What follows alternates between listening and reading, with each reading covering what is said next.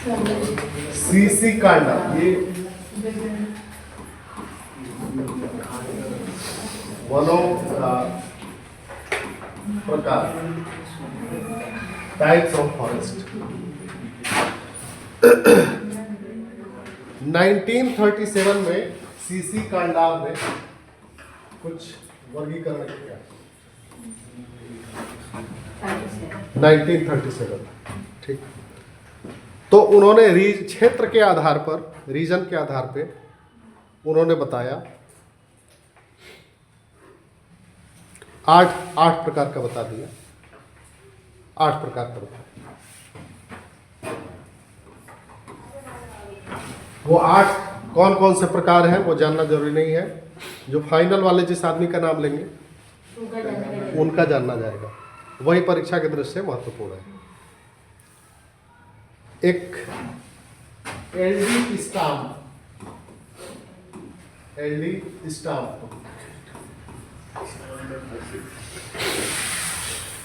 इन्होंने कहा कि क्या बात करते हैं, 8 प्रकार के हो ही नहीं सकते, मात्र 4 प्रकार के होते हैं।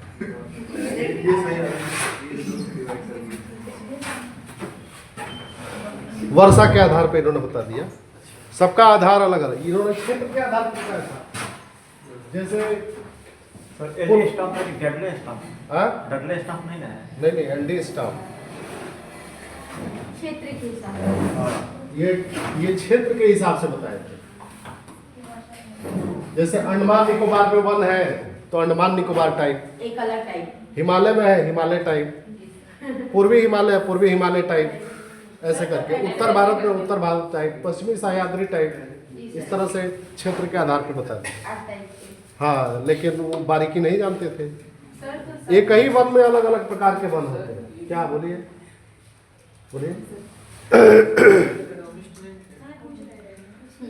तो इन्होंने 4 प्रकार का बताया। वर्षा के आधार पर क्या करें?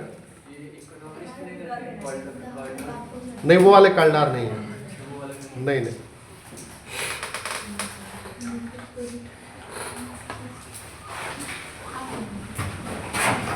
और तीसरे हैं नहीं, कोई बता दिए होंगे। अब जो बता रहे हैं HG चैंपियन, यही है। सही बताएंगे। 1936 में वैसे तो इन्होंने दिया, लेकिन बाद में पब्लिश कराया था। प्रकाश में ये चीज बाद में आई। जब इन लोगों ने बोल दिया कि 8 प्रकार के हैं, इन्होंने कुछ बोल दिया, तो ये कहे क्या बात करते हैं, हम तो पहले ही शोध करके रखे हैं, ये 11 प्रकार के होते हैं। 11 प्रकार के। तो ये कई चीजों को उसमें लिए। इन्होंने लिया, क्षेत्र को लिया ही,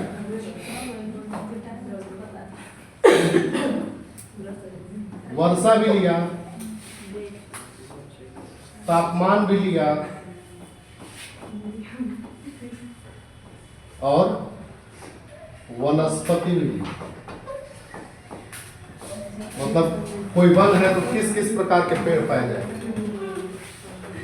अगर वो पेड़ होंगे तो वनस्पतियों का भी प्रकार, वनस्पति का भी प्रकार उन्होंने डिसाइड किया कि अगर कोई पेड़ है तो एक ऐसा समय आता है, कुछ आप पेड़ देखे होंगे कि उसके पत्ते झड़ जाते हैं और कुछ के पत्ते नहीं झड़ते, तो उसके भी आधार पर उन्होंने बताया पतझड़ वन या सदाबहार वन ऐसे गए। तो उन 11 प्रकार को हम लोग अब धीरे धीरे पढ़ते हैं। HG चैंपियन के हिसाब से हाँ? सब लिखवा रहे हैं। अब एक एक इसको डिटेल पढ़ेंगे, यही पढ़ा जाता है।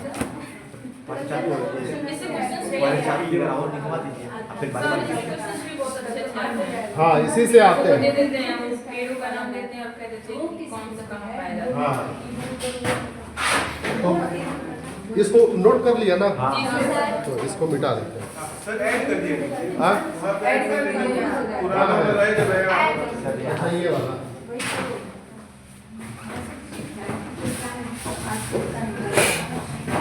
इस पे बहुत कंफर्टेबल हम नहीं हैं अभी। सर हो जाएगा सर, जब इस पे हाँ, एक्सपीरियंस हो जाएगा है तो इसके अच्छी अलावा चीज। चलाएंगे। अभी सभी स्कूलों में आ गया है, हम लोग क्या नहीं आया है ये। हाँ? सर बहुत महंगा है ना, इतना जल्दी थोड़ा ना सब लोग है। सरकार के लिए क्या महंगा होता है, एक एक स्कूल में 3-3 4-4 दिए हैं। ये हाँ, आंगनवाड़ी को दे दिया है, किसी किसी आंगनवाड़ी को दे दिया है। ये दिए हैं। अब वो लोग क्या देख रहे हैं, अपने घर लेके चले गए हैं। घर हाँ, और उसमें सीरियल चल रहा है। जांच होती है तो जैसे बोल दिए कि जो आंगनवाड़ी है वहाँ पे ताला टूट जाएगा, तो हम उसको क्या करते हैं, किले जाते हैं, फिर ठेला पर टांग के लेते आते हैं। ऐसा बोल देते हैं। सर ये भी हाँ, सही है। खराब हुआ था कुछ अभी जिस गांव में मेरा स्कूल है ना, उसी गांव में एक और स्कूल है, तो PM श्री स्कूल आजकल चला हुआ है। तो PM श्री स्कूल है, बड़ा स्कूल, वहाँ पे 35 लैपटॉप है। 35 लैपटॉप बच्चों के लिए, 8वीं तक का स्कूल है वो। 35 लैपटॉप और खूब बढ़िया लैब बनवा करके रखे, उसमें से 4 गायब। सर यही रहेगा, चुप रहे तो उसी तरह से बन जाएगा। हाँ,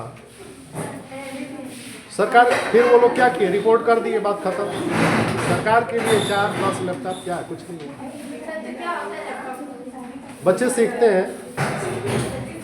हाँ, अभी क्या है ना कि जैसे बीच में सरकारी स्कूलों की स्थिति बहुत खराब हो गई, बहुत ज़्यादा खराब हो गई। वहाँ पे वहाँ पढ़ाने की कोई व्यवस्था नहीं और कोई इंफ्रास्ट्रक्चर नहीं।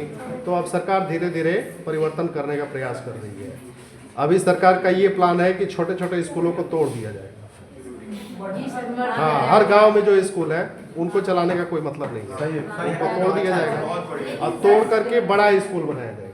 जैसे एक पंचायत होता है, मतलब 4-5 गांव 10 गांव मिला करके एक बड़ा स्कूल बनेगा।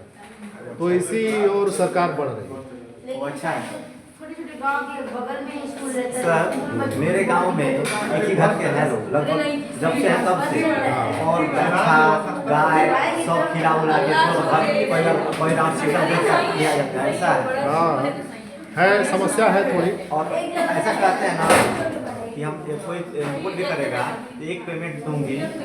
हाँ, सिस्टम में कहीं ना कहीं खराबी है तब ना। जब बीच में कोई जो जांच करने वाला है वही गड़बड़ है, तो पैसा पाएगा, सब रिपोर्ट दबा देगा। तो ये सब समस्या है। तो अब हम 11 प्रकार पढ़ते हैं।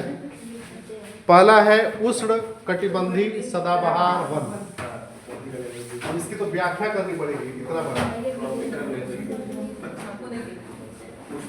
उष्ण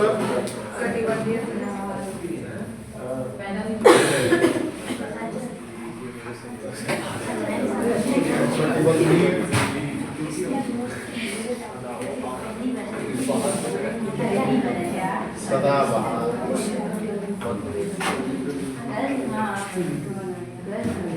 अब इसमें है उष्ण। उष्ण का क्या मतलब है, गर्म। उष्ण का मतलब गर्म। और आर्द्र का मतलब नमी। आर्द्रता मतलब नमी। ये भूगोल के शब्द में बार बार आएंगे। कटिबंध का मतलब हाँ, क्षेत्र। कटिबंध का मतलब क्षेत्र। कोई एक रीजन हो और उसमें कुछ समानता हो, किसी समानता के आधार पर ही तो रीजन तय किया जाएगा, तो उसको कटिबंध कहेंगे। और सदाबहार, कौन कौन गाना सुनता है, ऐसे कान में लगा के गाना सुन रहे हैं? नहीं, हम आप लोग तो नहीं सुनते सर। जब सुने कि उसका बहुत नुकसान है तो एकदम छोड़ दीजिए। नहीं, हमारा हम तकनीकी पे नहीं जा रहे हैं, हम गाने पे जा रहे हैं। इस समय के जो गाने वो अलग ही प्रकार के गाने हैं। नहीं, वो सब गाने नहीं सुनते हैं। जिसका अर्थ निकले वो अच्छा गाना पुराने सॉन्ग या कई बार सुनिए कई बार लिखता है उसमें, उसके थंबनेल में लिखा होता है सदाबहार नगमे। सदाबहार नगमे लिखता है ना। अभी जो ये सॉन्ग है, धुरंधर मूवी का सॉन्ग है, फासला सॉन्ग करके है ना, फासला। FA9LA करके लिख रहा है उसको, और उसको पढ़ते हैं फासला। नहीं सुनते हैं क्या आप? नहीं सुनते हैं अगर सुनने के तो सुनने कितने लोग तो रील बना रहे हैं उस पे डांस करते हुए। अरे हाँ, यहाँ के स्टूडेंट्स नहीं करते हैं। अच्छा अनुभव है। जानना चाहिए, वो भी जानना चाहिए। अरे भाई, फिल्मों के बारे में भी जानकारी रखनी चाहिए।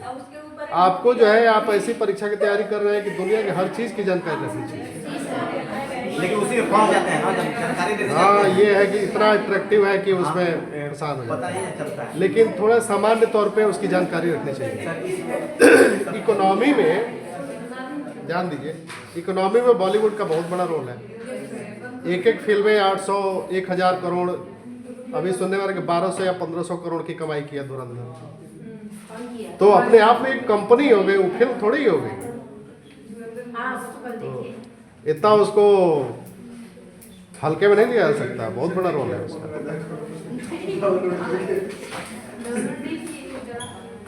तो सभी शब्दों का अर्थ समझ गए। उष्ण मतलब हॉट, गरम,